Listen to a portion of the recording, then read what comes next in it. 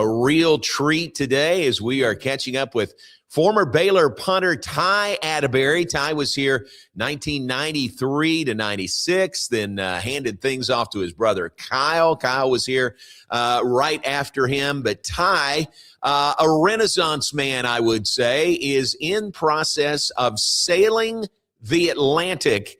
And he joins us somewhere over the Atlantic. And welcome to you. And look like Starlink is working. And what a great pleasure to have you on with us. Well, thank you for having me, John.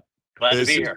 This is fun. So I saw you start posting this about your adventure sailing the Atlantic, and it got me interested. Wonder if we could connect with Ty. And here it is. What prompted you to do this?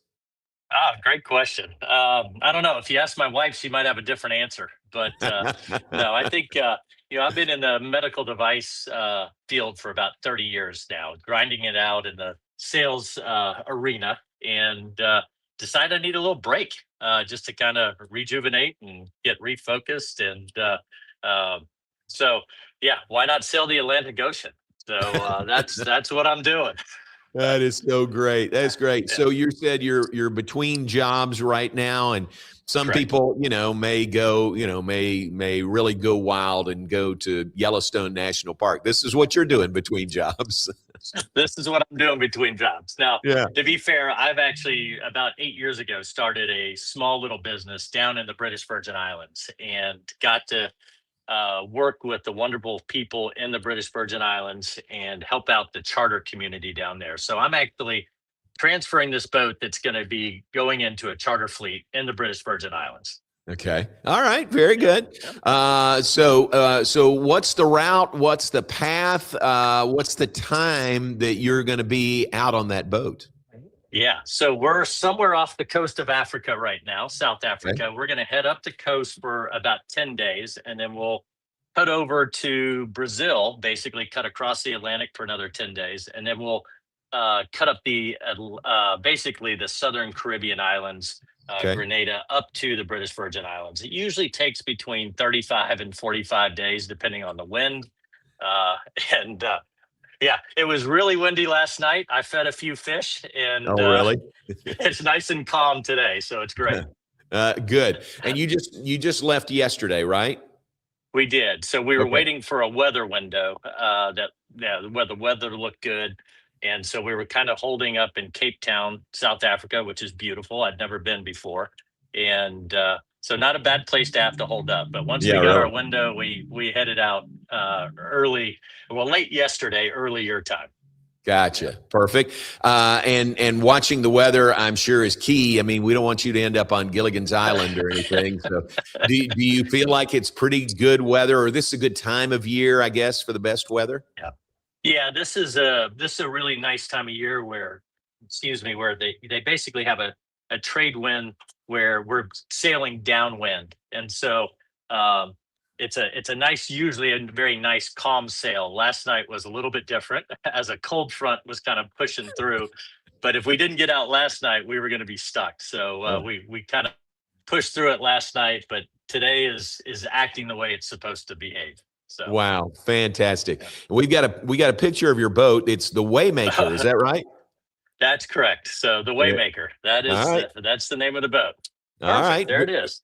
There it is. Exactly. And how large is this? I mean, obviously big enough to cross the Atlantic, but what all do you have aboard the Waymaker? Yeah. So the Waymaker is a 51-foot catamaran built by Voyage Yachts in South Africa. It's got 4 staterooms with equal bathrooms. And so this is really kind of set up to charter. And then it's got 2 crew bedrooms up in the front for like a chef and a captain. And so this boat is really set up for people to go down and enjoy the British Virgin Islands on. Ooh, very nice. And it'll be there in about 35 or 40 days. People want to That's correct. What is your crew like? You said you had 3 other guys with you. I do. So I've got a very experienced crew. I've obviously never done this before. So the captain has done this about 50 times. And then we've got a first mate that's done this probably 6 or 7 times. And then we've got a a younger gentleman, but he's got a lot more sailing experience than me that's on board. So we're rotating shifts every 3 hours. I got to have my first night shift last night, which was actually really neat in the sense Yeah. that you're just out in the middle of nowhere. The stars are beautiful. I think I counted 6 or 7 shooting stars. I haven't seen a Wow. shooting star in years. And Yeah. so you really feel small out here. I will tell you that. Yeah. I can't imagine, being out in the vast ocean. And then if you talk about overnight and just as clear look at the skies as you could ever get, probably. Absolutely. So Yeah. I've got my little star app so I can point up and figure out what I'm looking at. It's great. What about, and you've seen, I guess, one of each of these. What about a sunrise and a sunset? Probably pretty good views of those also. Absolutely. So I'll post the sunrise from this morning. I got a nice picture of that. And then last night was really rocky and we had this cold front. So it wasn't a great sunset, but I'm hoping we get I one got you. tonight. Yeah. Gotcha. So your business in the British Virgin Islands, how'd you get started with that? Yeah, we were down on vacation, chartering a boat down there, and came up with this idea. It's basically a parking lot app for boats. And so when you're down there, you bounce around from different bays, and we have mooring balls in those bays. And the British Virgin Islands is kind of the Disneyland of sailing. It's where Huh. everybody wants to go sailing. Very consistent trade winds, and they've kind of been a victim of their own success. It's gotten so busy that if you weren't in a bay by 1 or 2 o'clock, you weren't getting a mooring ball to tie up to. And it really cut your day short by 3 or 4 hours. And so we came up with this idea where you could reserve and pay for a mooring ball online. And we partnered with all the local businesses in the British Virgin Islands um, to provide this service. And so now boaters can reserve a mooring ball, just like a parking lot space for their boat, and show up at 4 or 5 o'clock in the afternoon. So they can spend more time sailing, diving, just enjoying the British Virgin Islands. Wow. How about that? What a great, you see a need, you fill a need there. That's pretty cool. How much time do you and your family spend there in the British Virgin Islands? Yeah, so we've probably spent about 4 weeks a year since we started the business. And that's actually part of the reason for the boat is every time we would go down, we would charter a boat. Yeah. And so this is going to be my floating office when I'm in the British Virgin Islands. Not a bad place to have to work, I must say. Yeah, exactly. That's pretty good office views. Oh, that is great. So, what's the prep like for a trip like this? I mean, do you depend completely on that crew of three you have with you, or what have you been doing to prepare for this? Yeah, so I mean, honestly, you can. For me, it was a backpack. It's three other guys, so we're wearing the same clothes over and over again, pretty much. But All right. a lot of food, a lot of contingencies. Thinking through if something goes wrong, do we have a backup? And so the captain's done this, like I said, over 50 times, and so he's seen just about everything that can go wrong and has contingencies in place. So we spent really the last 3 or 4 days going out and making sure and going through checklists to make sure that we had everything in case something does go wrong. Yeah, very nice. Do you dock at any point along the way, or are you completely, out on the water So the entire route? so we're out on the water the entire route. Some Okay. some people will break it up, but we're going straight through. Okay. All right. Nice. Uh, Uh, Food wise, do you take enough food for the whole trip? Do you catch fish along the way? What's that like? Absolutely. In fact, yeah, we've got plenty of food. We're not going to go hungry. Okay. However, we're just about to put out the fishing lines, and I'm hoping we do some catching instead of just fishing on this Nice. trip. Yeah. Nice. That'd be great. Golly, I can't imagine.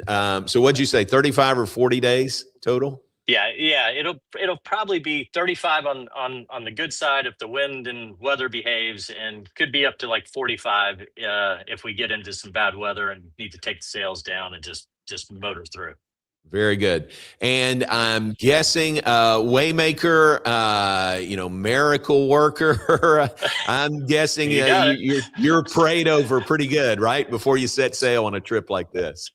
Absolutely. Yeah. There's you caught on to the name right away. Yeah. So Yeah. yes, sir. Good. Yeah. Well, we'll No, pray with you. Yeah. Pray with you yeah. and, Go ahead. and pray for you. Absolutely. The trip. No, definitely appreciate it. It's a trip of a lifetime for me. This has been a long time coming, and I hope others get the chance to potentially do the same thing at some time. And Huh. if not, at least come down to the British Virgin Islands and enjoy the wonderful islands down there. You won't regret it. I'll tell you that.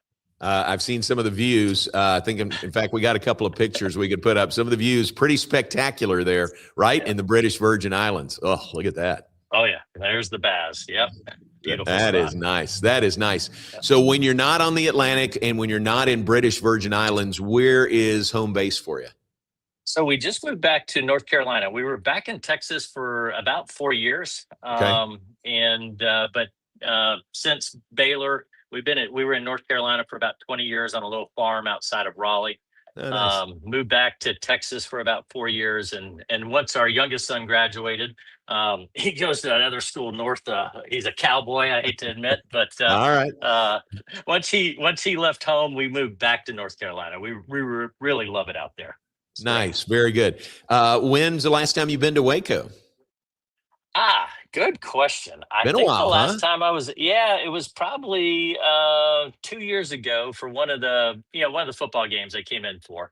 Okay. And it was great. I tell you what, I haven't been on Facebook very much. I'm on it because I have a business and you got to have a personal account. So when I posted, it was great hearing from past players, past coaches, yourself. That's So cool. it's always great reconnecting. So I definitely need to get back more. Very cool. Well, come see us when you can, and safe sailing on the catamaran. Did you say a 51-foot catamaran? 51-foot catamaran. That's a good size. That's really good. So smaller version of what you're doing. My brother-in-law, Ronnie Melton, leases, rents boats down in Rockport on the Oh yeah. Texas coast. Yeah.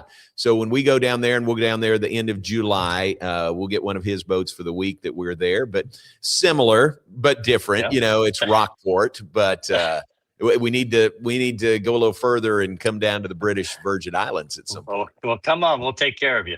All right, man. Hey, if you'll let us over the next 35 to 40 days, can we check in with you periodically and see how the trip is going for you? Absolutely. That would be great. Good. Now that we I know have that nothing but Starlink time on my works. hands. Yeah. Yeah. What do you do all day? Do you fish all day, or what do you do?